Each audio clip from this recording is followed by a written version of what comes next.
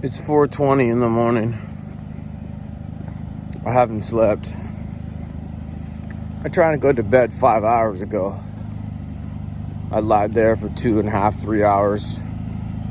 Just tormented, tortured, twisting and turning in torment about the tryst that she's in as my twisted tragedy is no triumph. Nowhere I can see. And it really pains me. And I know you're tired of hearing about it, but I don't care.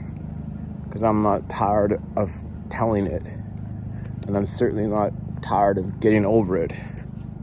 And I'm certainly not over it. And how could you be over someone that you love? How could you ever be over someone that you love? That is your best friend. How could you ever just not love them and not want to be with them despite the fucking awful shit they did? I mean, that's the testament of a true love. You're like, you did some evil shit and you were malicious and a liar and dishonest, and I still love you and still wish I could forgive you. And even if I could, you wouldn't even let me. And I didn't do the bad thing. She did the bad thing. She's the liar. She's the cheater. She let her professor, who's a predator, prey on her, and she liked it. It's just such a fucking knife through my heart. I don't know how I'm supposed to just restart my life. This is the person I love, that I truly believed was my wife. Like, I believed that everything we had was ours together, and it was forever. I don't care about the comments that say, well, you don't own anybody. I'm not gonna even read the fucking comments on this video, because I don't need the negativity. All I know is that when you love someone, you just can't let them go. You just can't move on. You just can't forget them. You just can't find someone else. That someone is the someone. There's no someone else. It's just an empty echo. And there's no one else. And there will be no one else. And I knew that when I got into this relationship. I said, I'm not doing another relationship. I don't have it in me to try and find and love another kind, another mind. I don't have it in me. I don't have the years. I don't have the ability to shift gears and go out and look and try again and try to make a connection with someone you care about and create love and create a life. I told her that. And I meant it. And it wasn't like you will do. I don't settle for you will do. I don't settle at all. That's why I'm not able to settle on this resolution of saying, well, just move on because she lied and cheated to me, so I'll just move on to find someone better. There is no one better. They don't make good people anymore. They just don't. I'll just be trading one fucking lying whore for another lying fucking whore. And I don't mean any offense saying that. It's just my feelings are really hurt. And I love this person. I love her. So I can say that because she acted like that.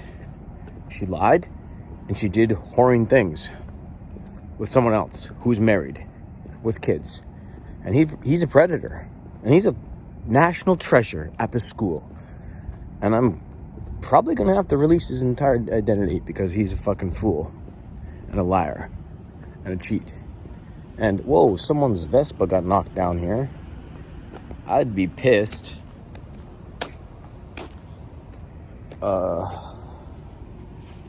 That's a nice looking Vespa. I know it sits right here, but someone knocked it over. Damn, that's shitty.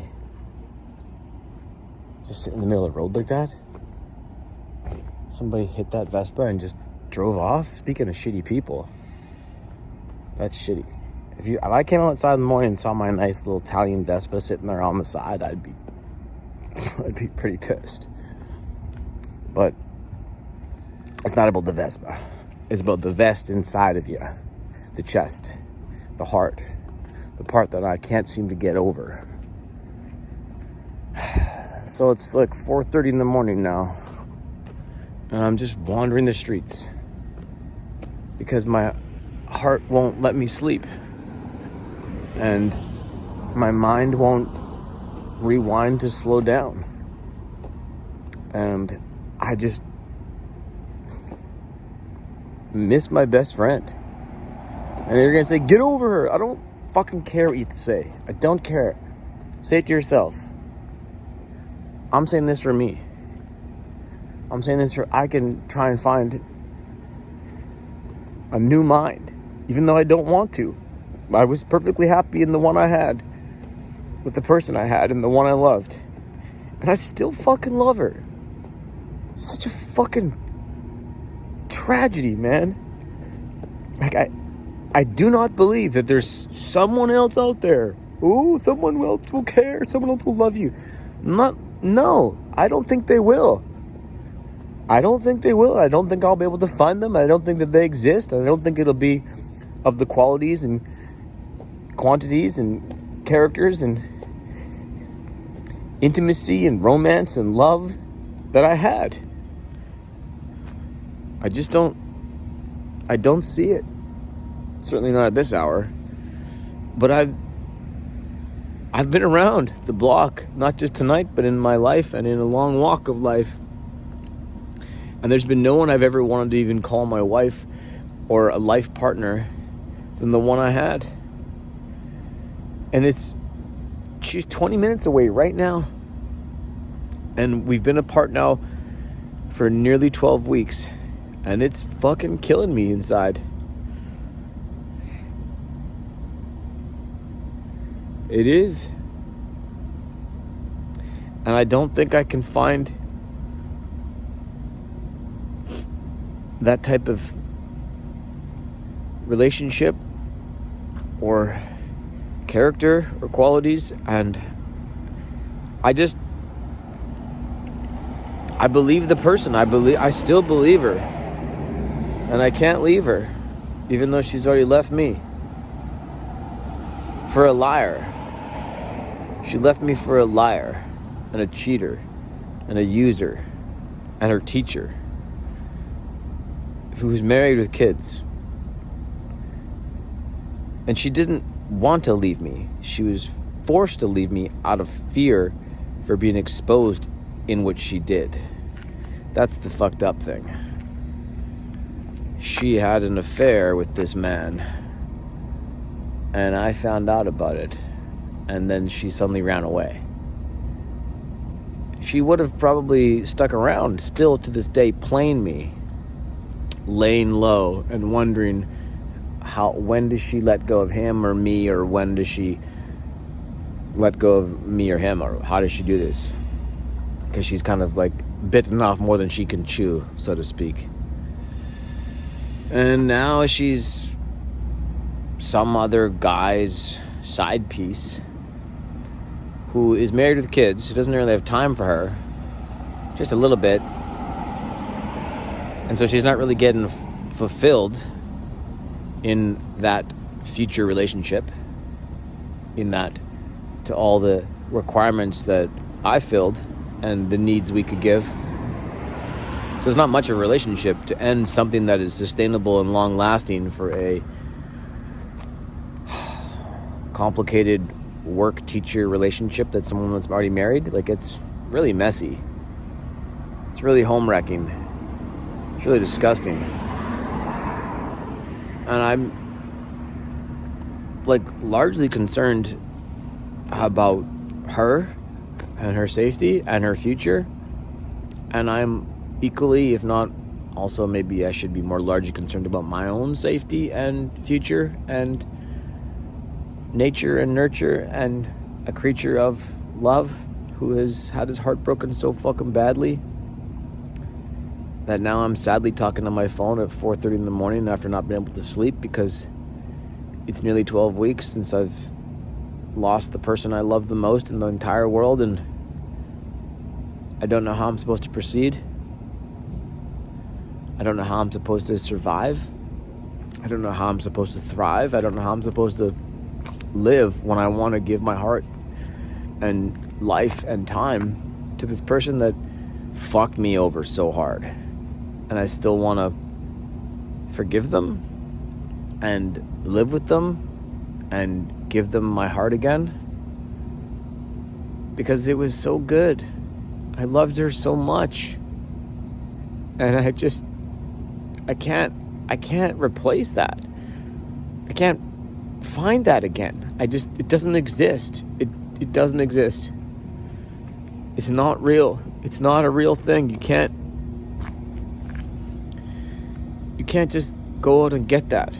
You can't just order that online. You can't just fucking swipe an app and there it is. You can't even walk around the fucking city day and night looking, talking, hitting on, chatting up people. There's not enough people in the fucking world. The lightning does not strike twice. To win the Super Bowl, super jackpot lottery twice in a row just doesn't happen.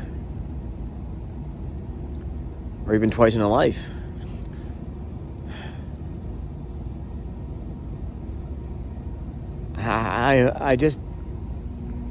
I don't know what I'm supposed to do. I can't let her go.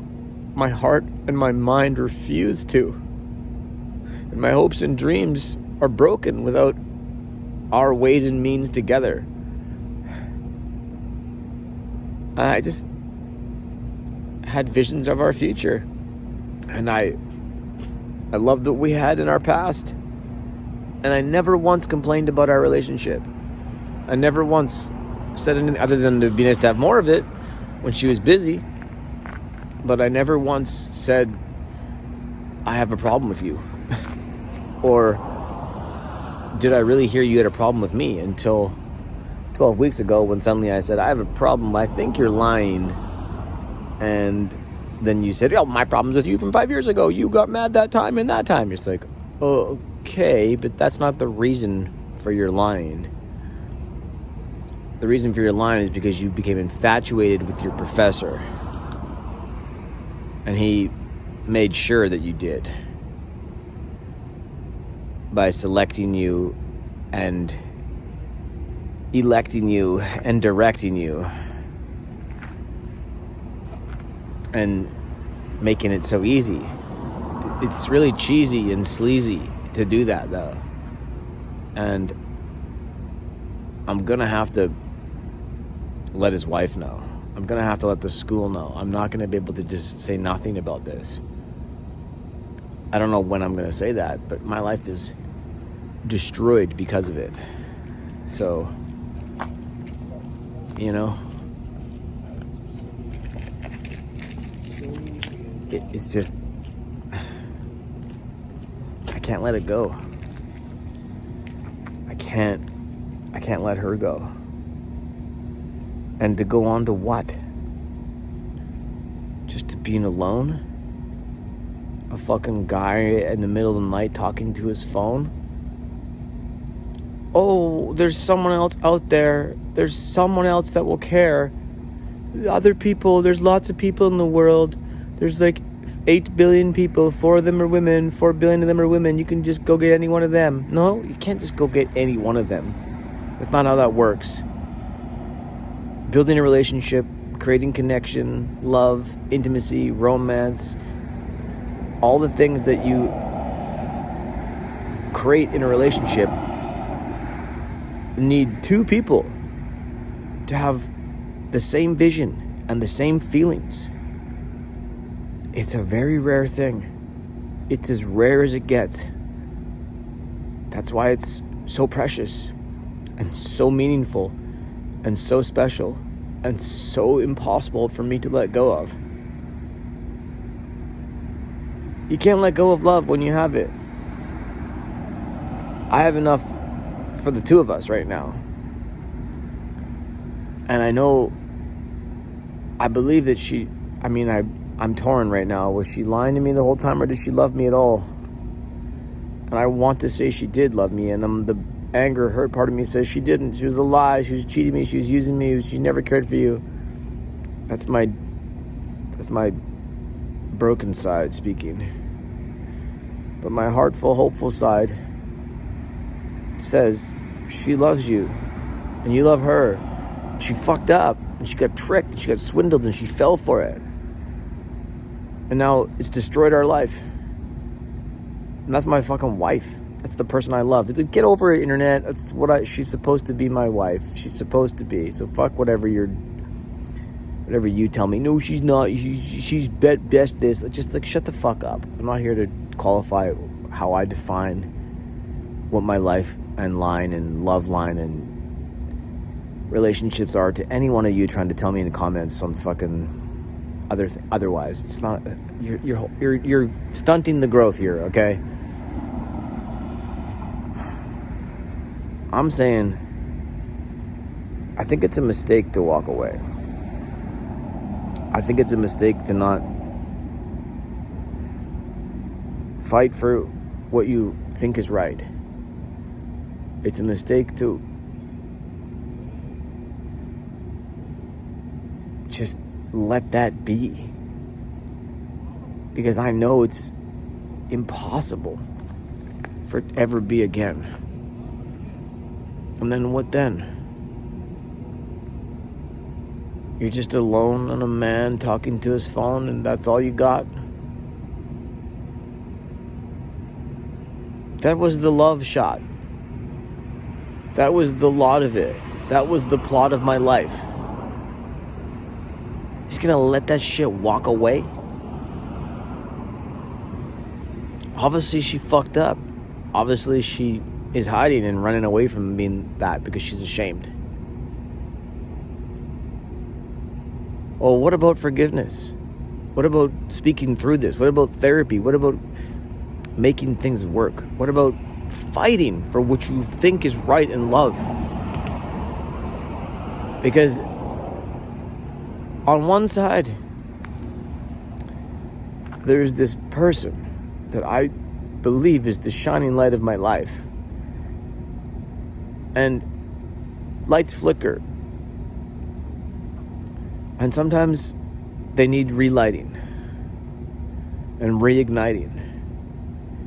And then it's bright again. And it's loving. And it's pure. And it's true. Just needed to get through that dark period.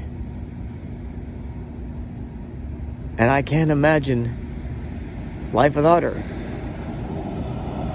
Nor do I want to. When someone's that special to you, it pains you to even think about not being with them. And then when you're not with them, it's even more painful. And if someone else is with them and they're not supposed to be because they're actually married with children, so it's like, how's that gonna fucking work? That's a trick. You fell for an absolute con artist. Is this gonna end eventually? And then you'll be lonely and I'll be lost. And the cost will have been many years wasted, and they'll never be repaired. And now is the time. Now was the time. And I tried. I thought I tried to set it right, even though I didn't make it go wrong. I don't know. I still feel like there's a little bit left to play on and sing some sort of song for redemption or resurrection. I have a hard time letting that go, because I know I still and will always love her, even though she did that really shitty fucking thing to me. I think real love shows that you can move still forward, seeing their qualities and allowing practice for forgiveness and creating space for that grace. And they'll say that's weak, you'll say that's nothing, you'll say that's all this stuff. I don't care what they say. I say, otherwise, in this direction of life, I'm alone. Just a fucking guy in the darkness talking to his phone. And there's no one. There's no one ahead. There's nothing left behind then but broken people and broken relationships. I think that's a mistake. I think it's a mistake to throw away all the babies in the bathwater, all the love and all the things for the entire garden because there's some poison growing over there. I just think it's a massive mistake to think that that's behind you and now you must find something new. I just don't see where that's going to go for me. You're not supposed to see, you're supposed to walk into the unknown, hoping and manifesting and assuming and attracting and being and being your best self, to be the best version of yourself, and then people will care. Fuck off with all that shit. Just fuck off with it. So everybody that's married with family and children and has the life that they love and a wife or a husband or a job or a thing, they've all managed to become the best version of themselves. They've all hacked it, have they? No. It's a constant thing you work on.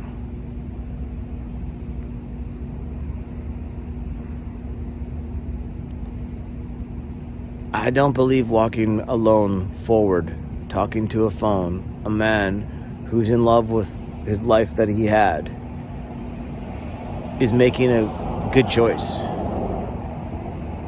I don't believe that the future is ahead of me. I think my future is behind me. And I need to go back. I need to find it. I need to fix it. I need to make it work. I need to make it right. And I have to make someone else realize what they did was wrong. And we can still find a way to carry on. That to me is way more deeply meaningful and loving and accepting than any other validation she needed for her feelings from 5 years ago because she wasn't heard, or some fucking nonsense blame shifting game she's using now because she doesn't want to wear the shame of her lying and cheating. What I'm offering is far more. Acceptance, forgiveness, opening of, saving, salvaging, resurrecting, and recreating. Not trashing, throwing away, garbage. This is a human being we're talking about. 2 lives, potentially many more entwined. Just to blindly throw it all away because of the reasons that have been, I think is treacherous, treasonous, villainous, and wrong. I don't think I can carry on alone. I don't think I should. I don't think ahead of me is some new, good, better version. Well, just be the best version of yourself and then the right people will find you. I did that. And these are the right people. Who I am, who she is. And we got infiltrated by poisonous people. And I can cast doubt and shame and blame and fingers out, or I can reach down and pull them out. Extend the olive branch. Take out the hatchet and cut down the fucking rotten poison and then bury that bitch. Not the person, the hatchet. You know? I don't think going forward alone is a smart move. I really don't. I think that, you know, the bright light behind me is the love of my life. And I don't think you can replace that. I think you get one. I don't think you get tons, let alone two, of me and you. Lots of replicas. Only a few authentic, real deals. And even the real deals get screwed over and make mistakes. And I think it takes way more courage and love and guts and bravery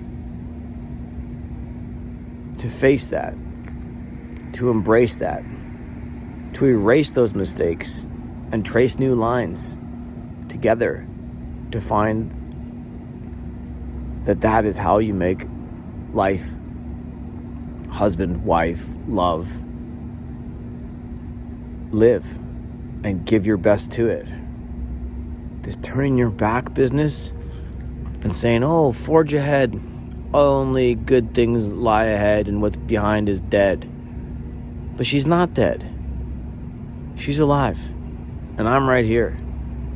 We're 20 minutes away. We're talking to the Black Mirror at fucking 5 a.m. now. Insomniac, can't sleep because he's totally fucking whacked out over heartbreak 12 weeks later. And tomorrow, well, today, is the day her dad died a year ago. Her dad died of cancer a year ago today. And he was terminal for like 10 years. And a year ago plus 3 months, I sent him a letter saying goodbye, writing a letter to her dad because I wasn't able to see him. He didn't want to be seen, so I sent him a letter saying, this is the hardest letter to ever write. I'm saying goodbye to you, the love of my life's father, and may your final days and weeks be, I don't know what I said. I know it was difficult to write. I tried to tell him goodbye. I clearly wrote in there asking for his blessing in marrying his daughter. And I know he was very, very, incapacitated in the last few months, and probably was not very easy for him to respond to that letter, but he didn't respond to that letter.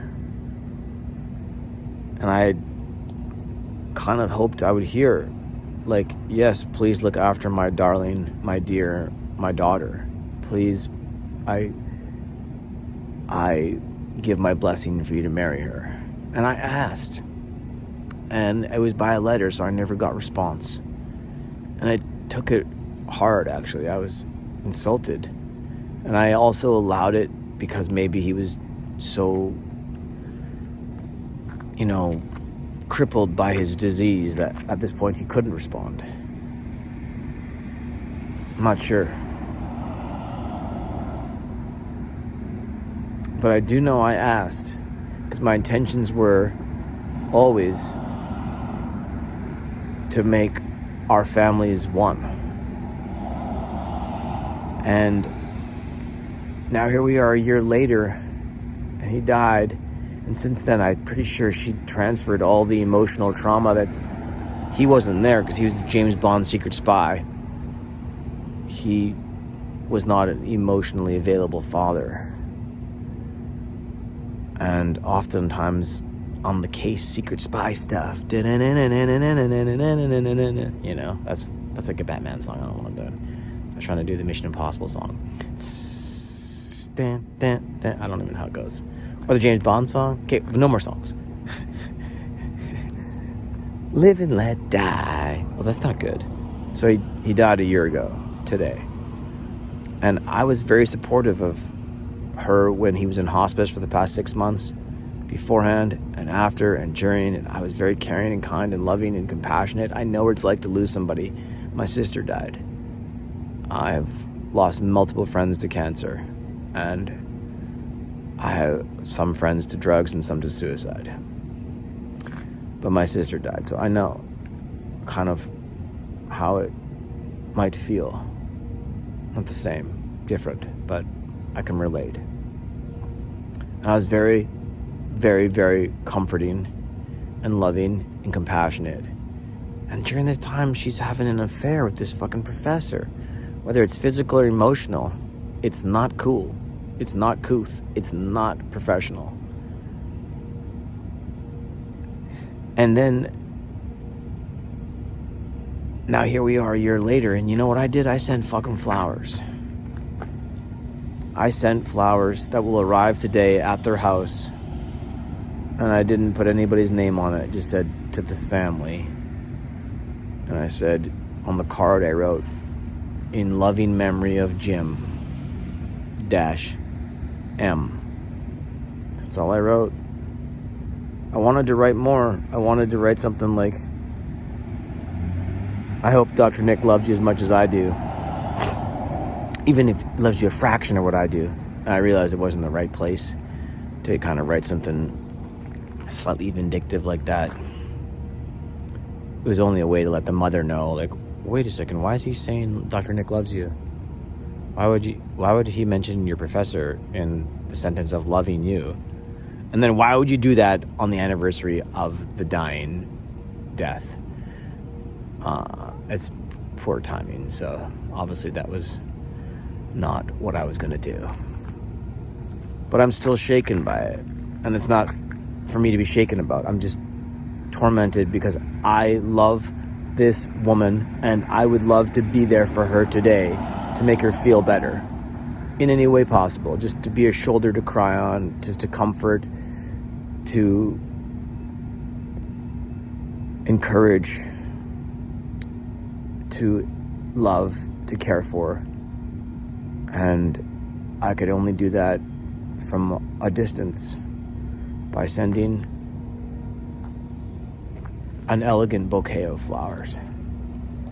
And I'm guarantee her new Dr. Mr. Nick, boyfriend, teacher, professor, affair guy won't send flowers.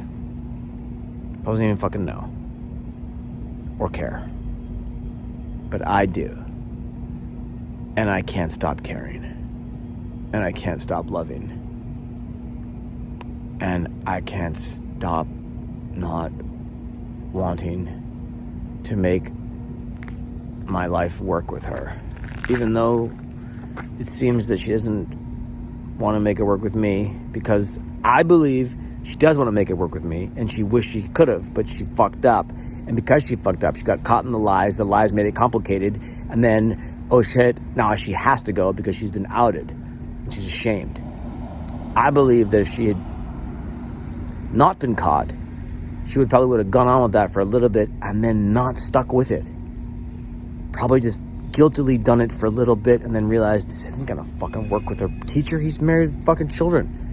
And then done it for a bit, and if I hadn't caught on, she probably would have stuck with me and just taken to the grave. But I'm too clued in on intuition and on conditions and details that you try to put down on me. I may act dumb. I may look fucking dumb. But I just do that.